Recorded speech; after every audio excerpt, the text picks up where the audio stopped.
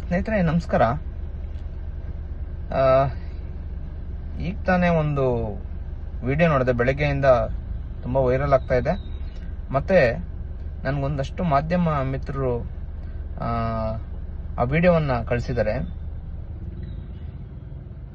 ಮಾನ್ಯ ಮುಖ್ಯಮಂತ್ರಿಗಳಾಗಿರುವಂತ ಡಿ.ಕೆ. ಶಿವಕುಮಾರ್ ಅವರ ತವರೂರು ಕನಕಪುರ ಕೆಎಸ್ಆರ್ಟಿಸಿ ಬಸ್ ಡಿಪೋದಲ್ಲಿ ಒಬ್ಬ ಚಾಲಕನನ್ನ ಅಲ್ಲಿರುವಂತಹ ಸಿಬ್ಬಂದಿಯೇ ಏನು ಪ್ರಾಣ ಹೋಗೋ ರೀತಿಯಲ್ಲಿ ಕೆಳಗಡೆ ಹಾಕೊಂಡು ತುಳಿದು ಹಲ್ಲೆ ಮಾಡ್ತಿದ್ದಾರೆ.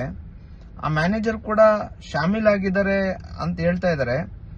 ಏನ್ ವಿಚಾರ ಇದು? ಏನಿದು? ಒಂದು ಕಾರ್ಮಿಕನಿಗೆ ಈ ರಾಜ್ಯದಲ್ಲಿ ಬೆಲೆನೇ ಇಲ್ವಾ?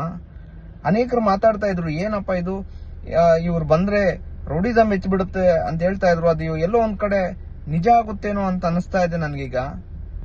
ಏನು ಒಂದು ಕಾರ್ಮಿಕನಿಗೆ ಒಬ್ಬ ಚಾಲಕ ಅಂದ್ರೆ ಅಷ್ಟು ಕೇವಲನ? ಆ ಚಾಲಕನಿಗೊಂದು ಬೆಲೆ ಇಲ್ವಾ?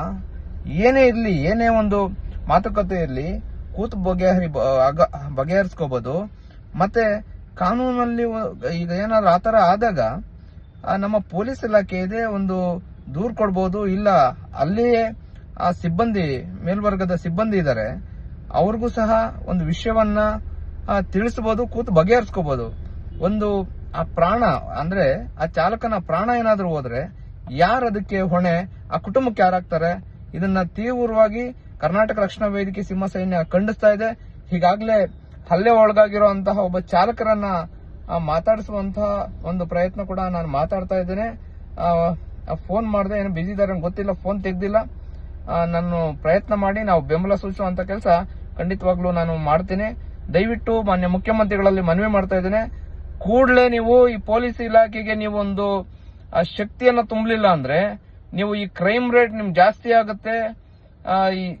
ಖಂಡಿತವಾಗ್ಲೂ ನಿಮ್ಗೊಂದು ಮುಂದಿನ ದಿನಗಳಲ್ಲಿ ಹೋರಾಟ ಮಾಡಬೇಕಾಗುತ್ತೆ ಅಂತ ನಾನು ನಿಮ್ಮ ಮೂಲಕ ಹೇಳಲಿಕ್ಕೆ ಬಯಸ್ತೇನೆ.